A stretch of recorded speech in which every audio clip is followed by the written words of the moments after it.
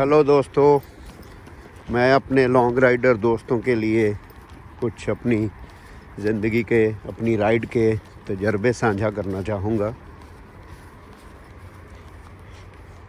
Long ride में आपको हर समय सचेत रहना चाहिए।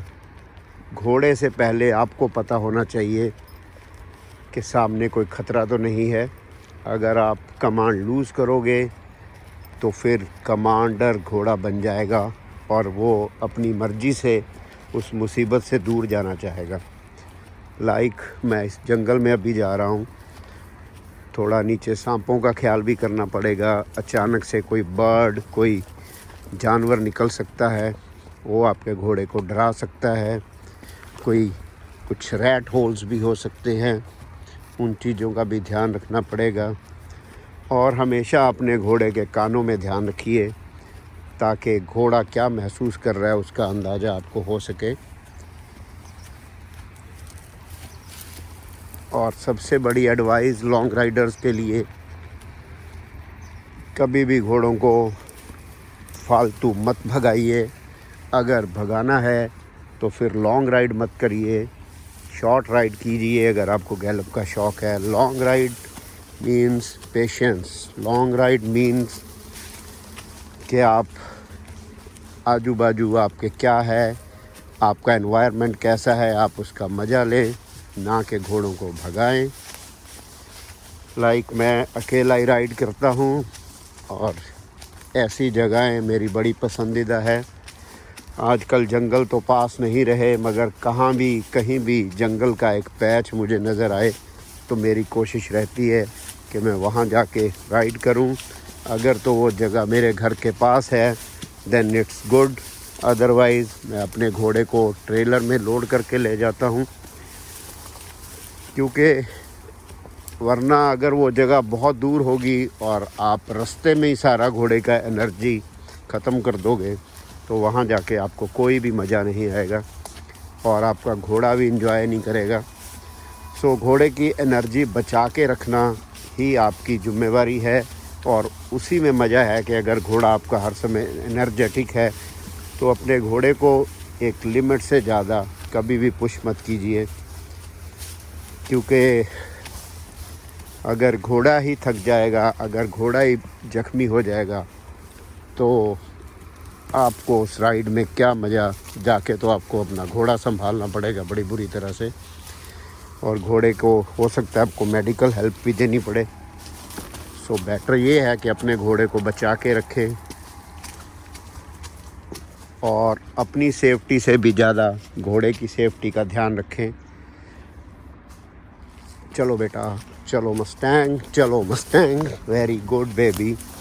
और ऐसी जगहों पे सबसे ज़्यादा ख़तरा रहता है कटे हुए पेड़ों का।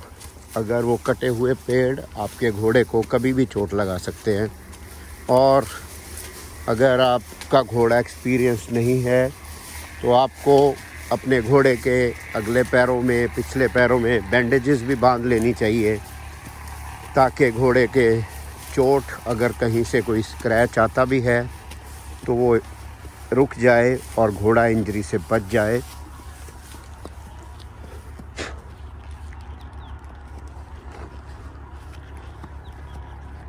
What a beautiful tree. ये हमारे यहाँ का नेटिव ट्री नहीं है, बबूल।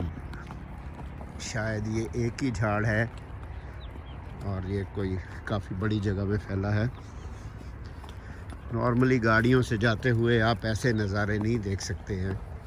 ना बेटा, हाँ मस्टैंग, ना baby.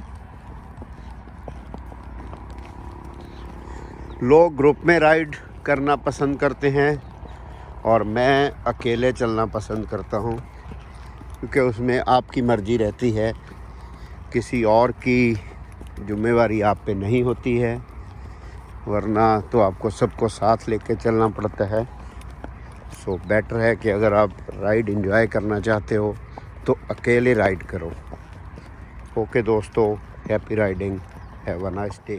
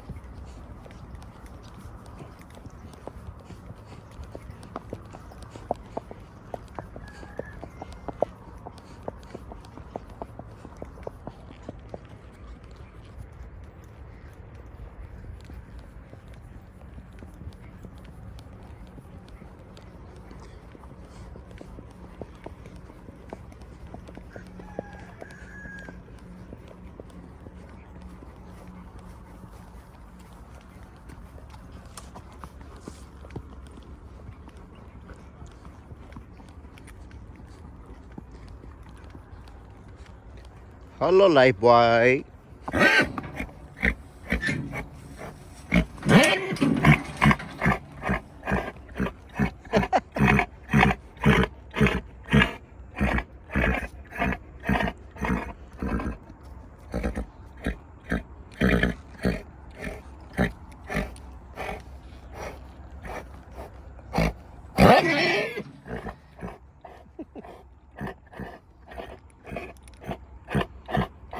When a gelding meets a stallion, no matter what size is, stallion is a stallion.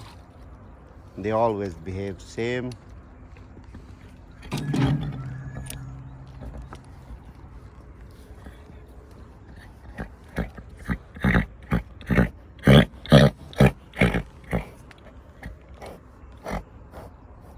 लोग कहते हैं कि घोड़ों को खसी क्यों कराना चाहिए। राइडिंग वाले घोड़ों में बस यही एक चीज़ है। इस अग्रेशन को संभालना हर एक राइडर के बस की बात नहीं है।